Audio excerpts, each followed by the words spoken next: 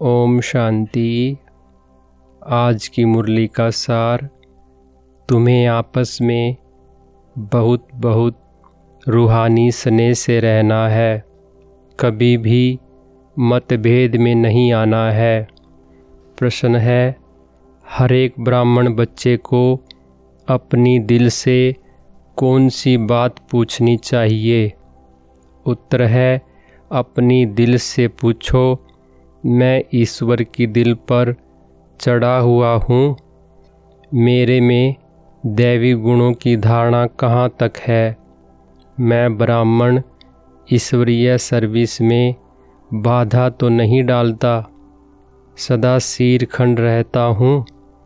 हमारी आपस में एक मत है, मैं सदा श्रीमत का पालन करता हूँ। सुनते हैं मुख्य पॉइंट्स। पहली पॉइंट, तुम बच्चे अब ईश्वरीय संप्रदाय के हो। आगे थे आसुरी संप्रदाय। आसुरी दुनिया के लोगों को यह भी पता नहीं है कि भोलानाथ कौन है, और वे शिव तथा शंकर को एक ही समझ लेते हैं। वास्तव में शिव परमपिता परमात्मा बाप है और शंकर देवता है। तुम अब ईश्वरीय परिवार का हिस्सा बनकर ईश्वर से रूहानी प्यार करना सीख रहे हो। यहाँ ब्राह्मण कुल में आपसी रूहानी स्नेह बहुत आवश्यक है, क्योंकि जिसके भीतर यह प्यार नहीं होगा वह भविष्य में ऊंचा पद नहीं पा सकेगा। सतयुग में एक ही धर्म और राज्य होने के कारण वहाँ शांति रहती है और कोई झगड़ा नहीं होता। दूसरी पॉइंट, वर्तमान समय में दो भिन्न परिवार हैं, एक ईश्वरीय और दूसरा आसुरी। इस ब्राह्मण कुल में अभी दैवी गुण धारण करने हैं। ब्राह्मणों में भी अगर कोई आपस में सिरखंड होकर नहीं रहते हैं, आपस में लून पानी हो रहते हैं, दैवी गुण धारण नहीं करते हैं, तो उच्च पद कैसे पा सकेंगे? लून पानी होने के कारण कहाँ ईश्वरीय सर्विस में भी बाधा डालते रहते हैं, जिसका नतीजा क्या होता है? वह इतना ऊंच पद नहीं पा सकते। एक तरफ पुरुषार्थ करते हैं सिरखंड होने का, दूसरी तरफ माया लून पानी बना देती है, जिस कारण सर्विस बदले डिसर्विस करते हैं।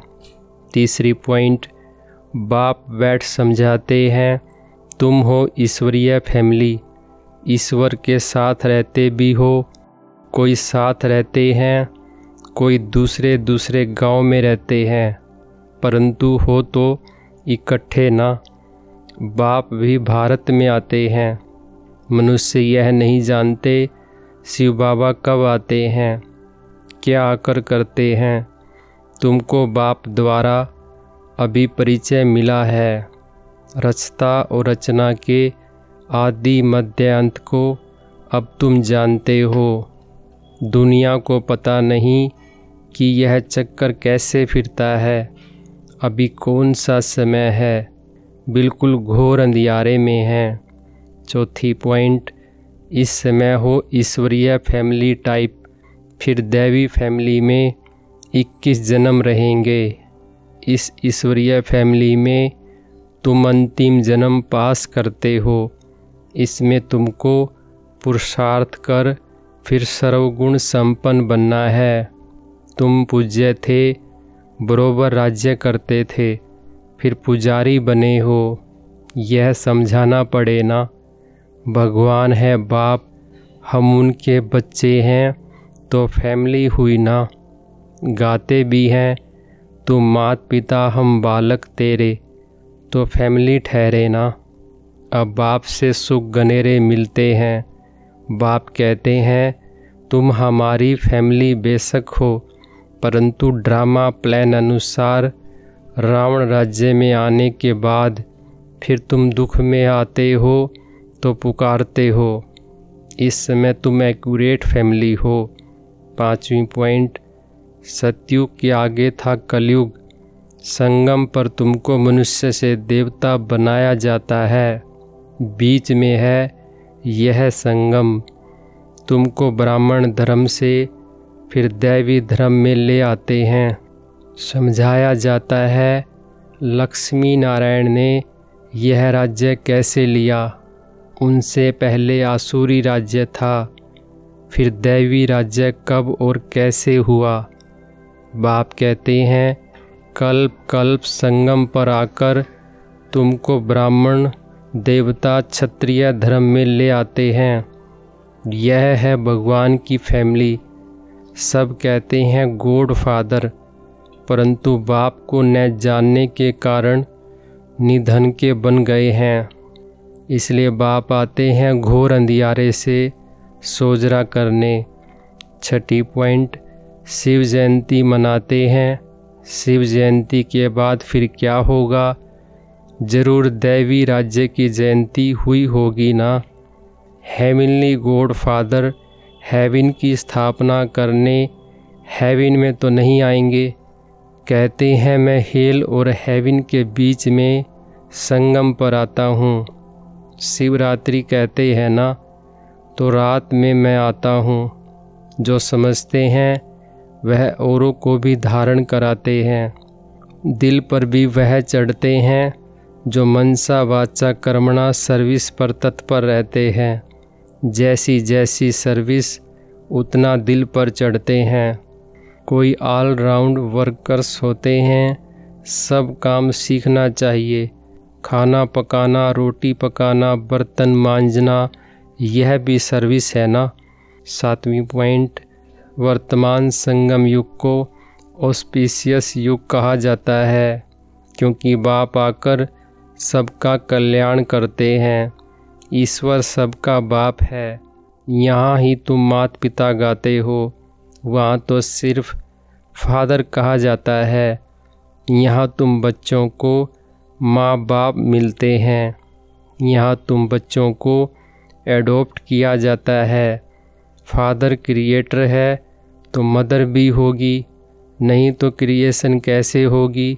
हेवनली गॉड फादर कैसे हेवन स्थापन करते हैं, यह न भारतवासी जानते हैं न विलायत वाले ही जानते हैं। अभी तुम जानते हो नई दुनिया की स्थापना और पुरानी दुनिया का विनाश तो जरूर संगम पर ही होगा। 8वीं पॉइंट, यहाँ तुमको नशा रहता है। हम बाप से वर्षा ले रहे हैं, लायक बन रहे हैं। लायक तो उनको कहेंगे जो औरों को रजाई पद पाने लायक बनाते हैं। यह भी बाबा ने समझाया है। पढ़ने वाले तो बहुत आएंगे, ऐसे नहीं कि सब 84 जन्म लेंगे। जो थोड़ा पढ़ेंगे वह देरी से आएंगे, तो जन्म भी कम होंगे ना। कोई 80, कोई 82, कौन जल्दी आते कौन पीछे आते, सारा मदार पढ़ाई पर है। साधारण प्रजा पीछे आएगी। उन्हों के 84 जन्म हो न सकें, पीछे आते रहते हैं। जो बिल्कुल लास्ट में होगा वह त्रेता अंत में आकर जन्म लेगा। 9वीं पॉइंट, बच्चों में कई एक्यूरेट बन जाते हैं, कई अनएक्यूरेट हो जाते हैं, तो कम पद हो जाता है। पुरुषार्थ करके एक्यूरेट बनना चाहिए। अभी सब एक्यूरेट नहीं चलते। तदबीर कराने वाला तो एक ही बाप है। तकदीर बनाने के पुरुषार्थ में कमी है, इसलिए पद कम पाते हैं।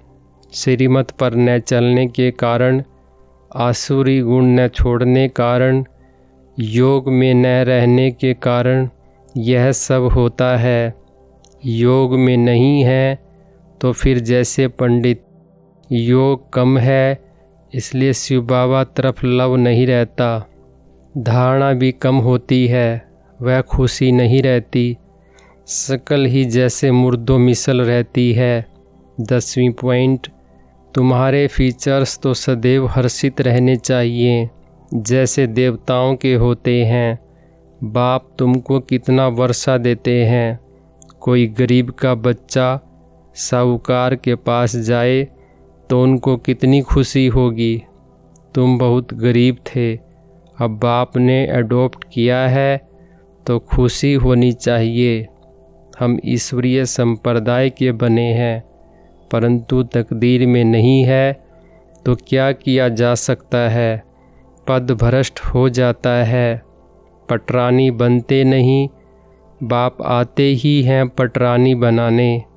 वरदान है विश्व परिवर्तन के श्रेष्ठ कार्य में अपनी अंगुली देने वाले महान स्वनिर्माण भव। विस्तार है, जैसे कोई स्थूल चीज़ बनाते हैं तो उसमें सब चीज़ें डालते हैं। कोई साधारण मीठा या नमक भी कम हो तो बढ़िया चीज़ भी खाने योग्य नहीं बन सकती। ऐसे ही विश्व परिवर्तन के इस श्रेष्ठ कार्य के लिए हर एक रत्न की आवश्यकता है। सबकी अंगुली चाहिए। सब अपनी अपनी रीति से बहुत बहुत आवश्यक श्रेष्ठ महारथी हैं। इसलिए अपने कार्य की श्रेष्ठता के मूल्य को जानो। सब महान आत्माएं हो, लेकिन जितने महान हो उतने निर्माण भी बनो। स्लोगन है, अपनी नेचर को इजी बनाओ तो सब कार्य इजी हो जाएंगे। अच्छा, ओम शांति।